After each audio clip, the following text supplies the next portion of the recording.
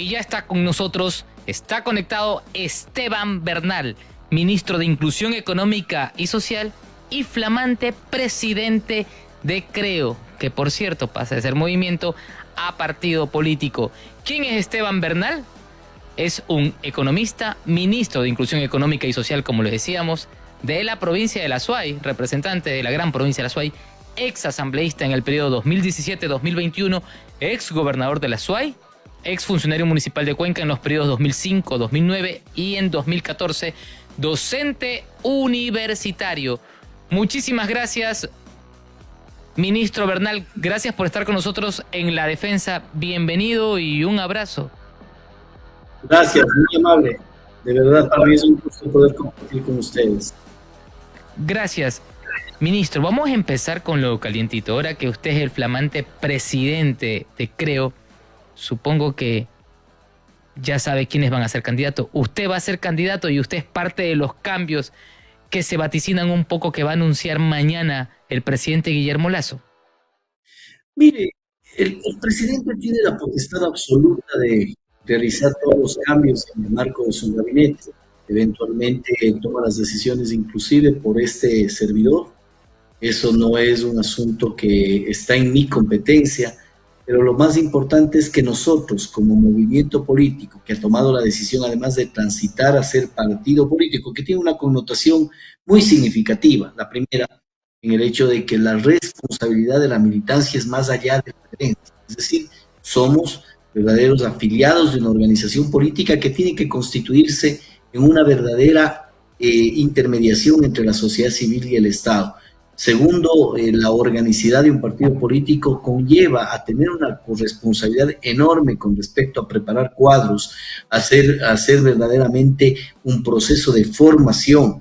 Y por último, este desafío además es que estas próximas elecciones anticipadas tengamos no menos de las 35 jurisdicciones legislativas con participación de nuestras mujeres y hombres militantes e invitados para formar parte de este proceso eleccionario. ¿Esto qué significa, ministro? ¿Esto qué significa? ¿Usted se va a volcar como presidente de Creo? ¿Usted va a dejar el Ministerio de Inclusión Económica y Social para concentrarse en las próximas elecciones? No, yo creo que más bien por el contrario, creo que en algún momento con el presidente evaluábamos que hubo una desconexión de nuestra organización política, que fue el vehículo conductor para tener la posibilidad de gobernar el país, y que esa falta de conexión entre la militancia, la organicidad política como tal, y versus el gobierno parece que nos hizo daño y se debilitó de alguna forma aquella militancia. La idea es más bien reconstituirla. Ojo, dejo como lo he hecho en varios medios de comunicación a colegas suyos, constancia plena de que yo genero actividades hasta altas horas de la noche, fines de semana, así que sabré distribuir muy bien los tiempos sin que esto perjudique la institucionalidad pública y el respeto, como ha sido una característica y transparencia de este gobierno. Y Esteban Bernal quiere que Guillermo Lasso sea candidato en estas elecciones express que está armando el CNE. Voy a hablarle en 3 niveles sobre mi postura frente a eso. El primero como ciudadano, el segundo como militante y el tercero como presidente de Creo. El primero le debo decir que es un anhelo por todo lo que he podido sensibilizarme al interior de la gestión del presidente. Y esto me permite, en el segundo nivel, en el cual le puedo hablar como miembro del gabinete, no es militante, como miembro del gabinete, en donde he podido verificar los avances significativos que ha tenido el Ecuador. Hace un momento, les reitero, estuve en un medio de comunicación en donde pudimos contrastar lo que es la perversa narrativa, ¿no? Y que se va convirtiendo en verdades a medias versus lo que es tangible, la verdad. Más de 500,000 nuevos empleos adecuados, haber logrado una reducción del déficit presupuestario del 1.5%, haber puesto en marcha la economía del Ecuador, haber vacunado a toda la población ecuatoriana o a casi toda la población ecuatoriana, haber logrado reducir la pobreza del 32% al 25%, del 14.7% al 9% la pobreza extrema. Entonces, hablándole de esa perspectiva, conozco de cerca lo que hemos hecho. ¿Cuál es el punto 3? No, el punto 3 como presidente de la Asamblea, como presidente del partido Creo, De Creo. porque tengo la responsabilidad de pedirle al presidente formalmente de que acepte ser el candidato a la presidencia, porque nuestra militancia, y él valora el liderazgo histórico que tiene el presidente Lasso en nuestra militancia y por supuesto en el país.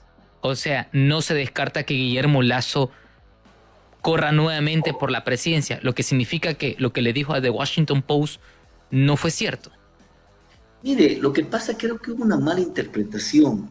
Yo voy a ser respetuoso de los medios de comunicación y no voy a hacer un juicio de valor de lo que se escucha y se pone. Pero yo personalmente pude verificar la declaración del presidente y mencionaba, por ahora yo no tengo, ese dato no es una prioridad.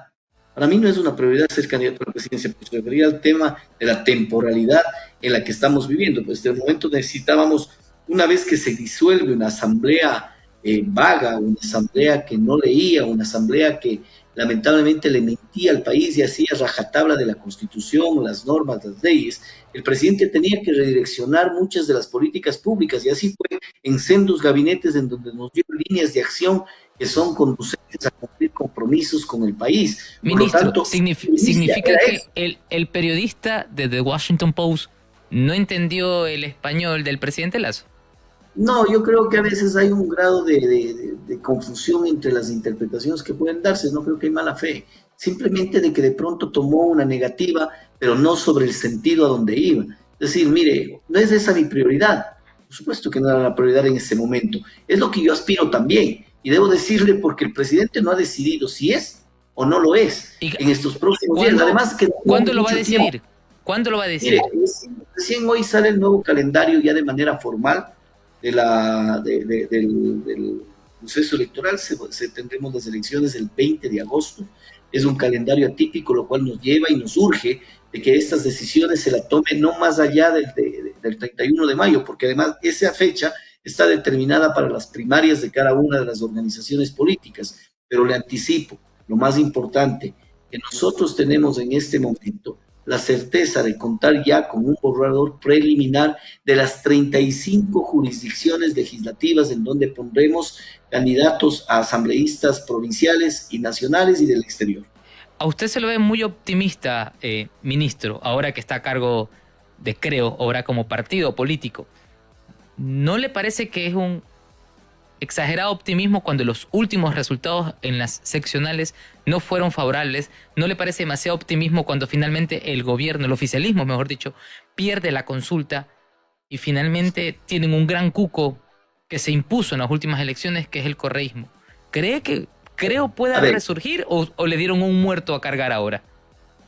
No podría encontrar mejor pregunta que la suya. Si me la permite desarrollar, va usted a ver que no necesariamente nos encontramos siempre con absolutismos y temas recurrentes en la vida pública. Primero, yo no creo que sea tan cuco, ¿no? Ya le hemos ganado. Le ganamos 2 ocasiones al correísmo, el 2017 y en el 2021, porque en el 2017 apagaron el sistema y los resultados fueron distintos, es otra cosa. Segundo, ese cuco claro que tiene un porcentaje significativo que no lo desconocemos. Desconocer al rival sería una torpeza de nuestra parte, pero no es pues el mega electorado donde que en primera vuelta nos den 3-1. No, tiene un buen porcentaje por ahí, por 20-24%, diciendo que mucho, que es manejable, peleable e indudablemente se lo puede enfrentar como tal. Tercero, mire, yo soy respetuoso de su reflexión, perdóname, de su reflexión, pero hagamos un símil, hagamos una valoración rápida. No digo que estuvo mal. Las elecciones, digo que su reflexión está correcta en el marco de decir, bueno, ¿qué esperaba de un gobierno? Tenemos 25 alcaldías, no pocas, y sin haber puesto todo el contingente que fue un error del gobierno y del movimiento en predisponer todo su contingente a la consulta popular. 25 de 221 municipios y no las más importantes. Señor, no es tampoco poco. Pero déjeme darle algunos datos de carácter electoral, no necesariamente políticos o de resultados. En Esmeraldas, ¿sabe usted que nuestro candidato Frickson Erazo quedó a 1.300 votos de ser el nuevo alcalde de Esmeraldas? Usted me dirá, claro, pero no es del alcalde, correcto, le estoy hablando en términos electorales, de número de votos. Cotopaxi, la provincia en donde emerge la mayor cantidad de conflictividad en este país por el dirigente Isa, ¿no? Ahí nuestra candidata Tania Vázquez a la prefectura quedó a 1.7 20% de Lourdes Tibán, que ganó la prefectura. En Cuenca, ¿quién ganó la alcaldía? ¿No? Para hacer una reflexión macro nada más. Ganó Cristian Zamora, 18.3%, gente muy cercana a nosotros y el proyecto. Segundo lugar, el alcalde que era en ese entonces actual alcalde, Pedro Palacios, con el 17 punto y pico por ciento, expresidente de Creo Cantonal Cuenca. Tercero, Adrián Castro, que era director nacional de la Agencia Nacional de Tránsito en nuestro gobierno. Cuarto, Paul Carrasco, nuestro candidato a la alcaldía. Entonces, cuando hacemos una valoración un poco más en contexto, podemos entender que si bien no fue lo óptimo, tampoco fue desastrosa, ¿no? Y segundo, yo creo decirle que pusimos mucho empeño en una consulta popular que bordeó por ahí el 46-47%, depende de la perspectiva en la que le quiera ver. ¿Fue un rechazo al gobierno? Bueno, nos quedamos con el 47%. Como le digo, nada es absoluto, todo es relativo en política y hay que esperar a ver qué pasa en las próximas elecciones. Oiga, destaco su optimismo, dice que no fue desastroso si perdieron igual. No creo que sea tan desastroso desde el punto de vista electoral. Usted sabe que las elecciones efectivamente son como el fútbol.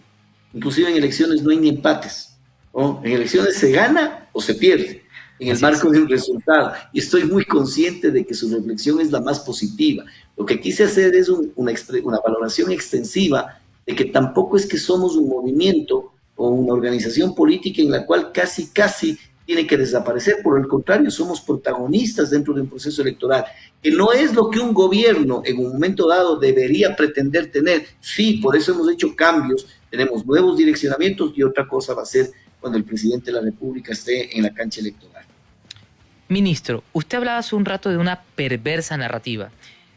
¿Es tan perversa esa narrativa? Porque parecen hechos. El tema de la delincuencia, lo que pasó hace pocos días en Montañita con 6 muertos, lo que pasó también hace pocos días en Manta.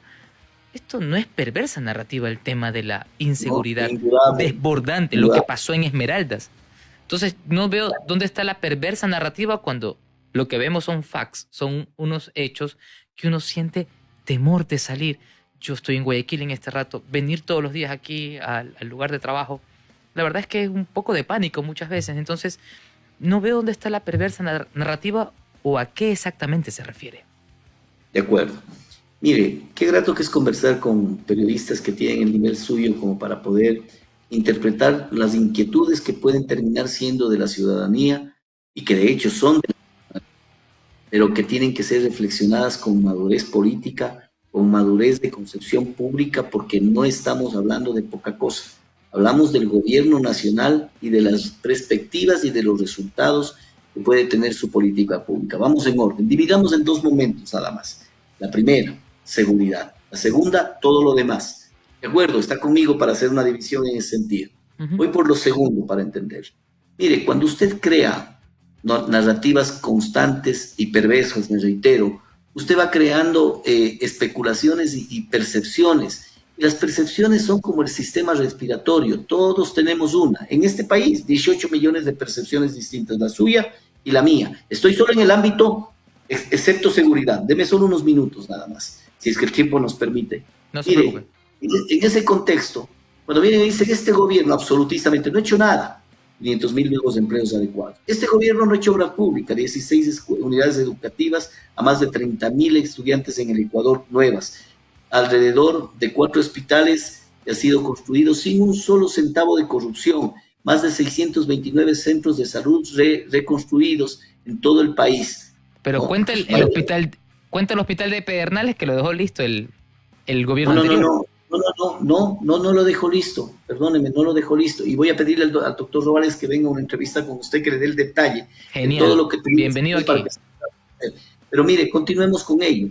Logramos bajar la pobreza del 32% al 25%. No es narrativa, eso es un tema real, ese es un tema verdadero. Bajamos la pobreza extrema del 14.7 al 9%, valorado y evaluado y comprobado por la misma Comisión Económica para América Latina y el Caribe. 1.100.000 ecuatorianos salieron de la pobreza en nuestro proceso. Más de 225,000 millones de dólares se ha vendido como venta neta en el 2022, superior en un 13% al 2021. Hemos logrado generar una política pública social nunca antes vista, atacando el problema más grave de una sociedad como es la desnutrición crónica infantil, que nos ubicaba, estoy convencido que ya no, ¿no? En este periodo de tiempo. En el segundo país más alto con desnutrición crónica infantil, solo debajo de Guatemala, con el 27%, en donde 3 de cada 10 niños sufre una de las perversas más grandes enfermedades que tiene el mundo. Hemos calculado el bono Infancia Futuro y tenemos 52,000 madres gestantes beneficiarias del bono Infancia Futuro para disminuir la desnutrición crónica infantil.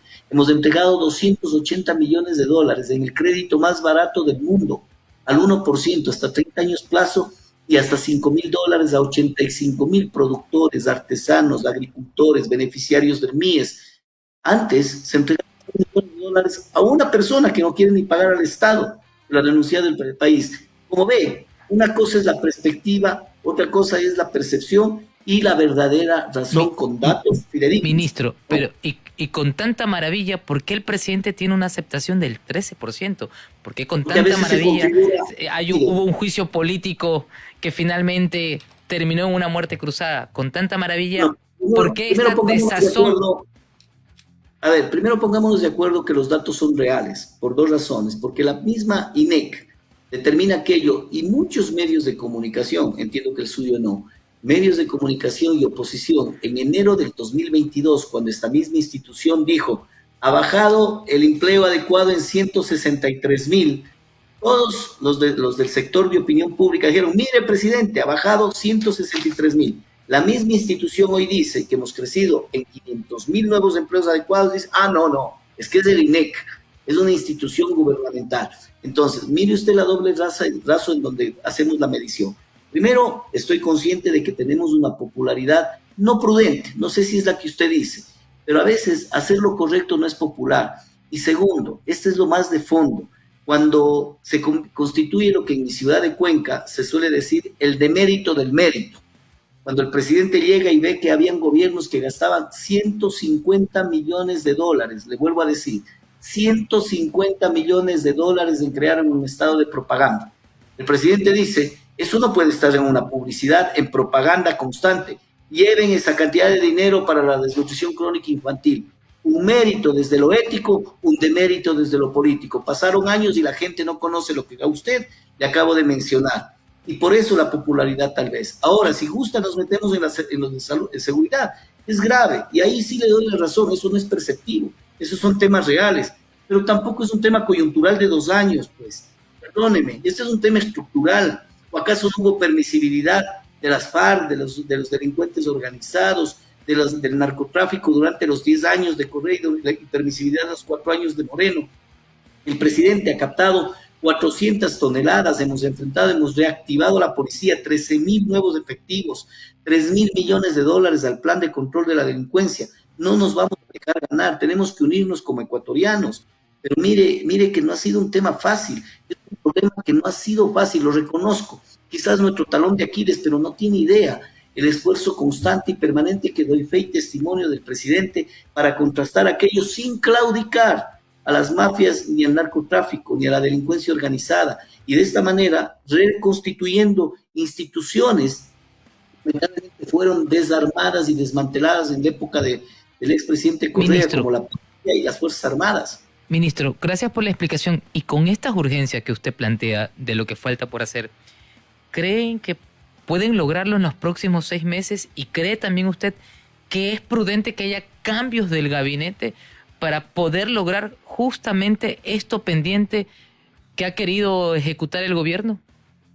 Lo segundo es una decisión del presidente. Si cambia de gabinete es una decisión de un redireccionamiento, de un nuevo timonel, algunos elementos que a veces se requiere. Ese es un tema recurrente y permanente durante todo un gobierno.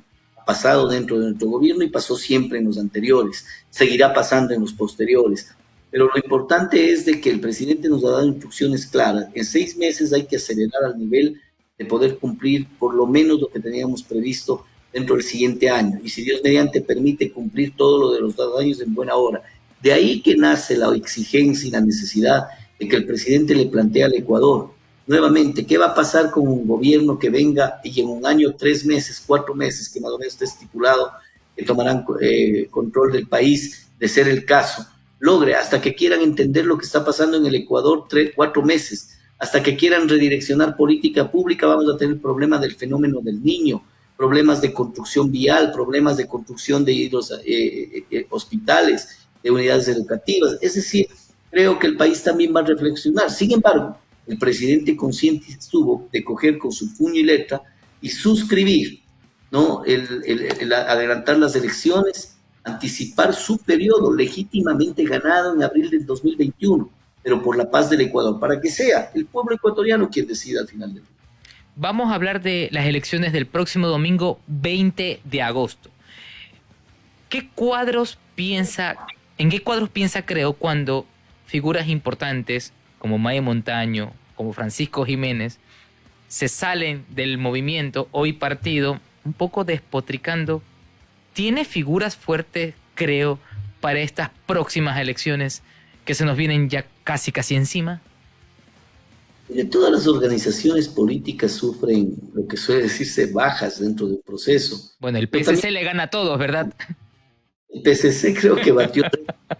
Pero nosotros, mire, la ex ministra Maya Montaño de hace mucho tiempo tomó una decisión. Yo tengo que recordarle una etapa. Yo fui legislador conjuntamente con Maya. Nosotros le promocionamos para presidenta de la Asamblea cuando Elizabeth Cabezas, del sector del correísmo, ganó las elecciones. Había terminado su gestión Pepe Serrano. Yo la presenté de una manera muy emotiva, con algarabía, y a la semana y más se salió del movimiento y despotricó. Luego un tuit en que la segunda vuelta electoral, ante yo diría, la generosidad de Guillermo Lasso, de invitarle a ser parte de la campaña, le hizo ministra de Inclusión Económica y Social. Y luego claramente el presidente manifestó que ahí se estaba forjando la construcción de un nuevo movimiento y no iba a permitir que se cree un nuevo avance dentro de su gobierno.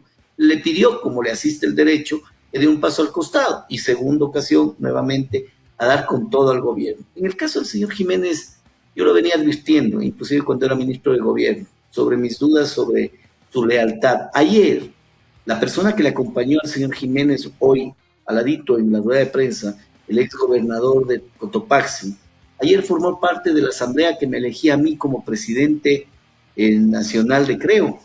Ayer, argumentando, pidiendo que se suspenda la sesión, etcétera, etcétera.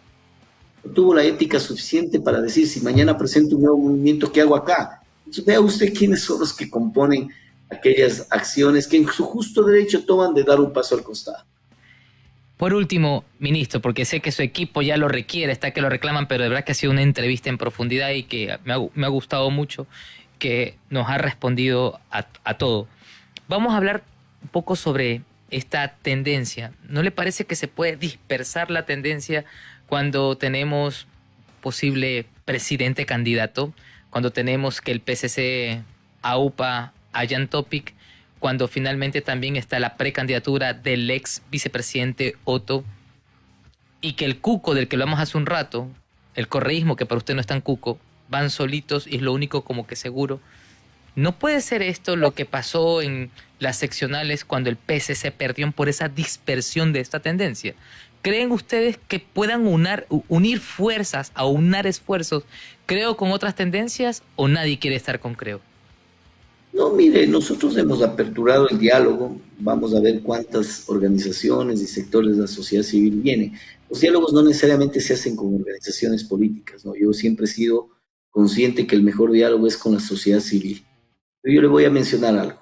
Creo que, lamentablemente, aunque pudiera existir la voluntad, en los últimos años han existido en Quito 15 candidatos a alcalde, en Cuenca 16 candidatos a alcalde, lo propio pasó en Guayaquil, lo propio viene pasando en las prefecturas, alcaldías del resto del país, porque el sistema de partidos es el ineficiente.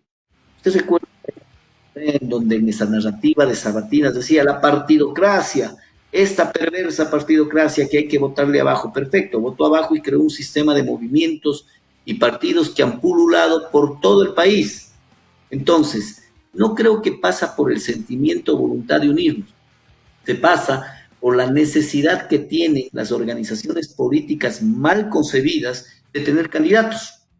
Entonces, mire, probablemente no tengo al mejor candidato, pero pongo al vecino, porque lo contrario no participo.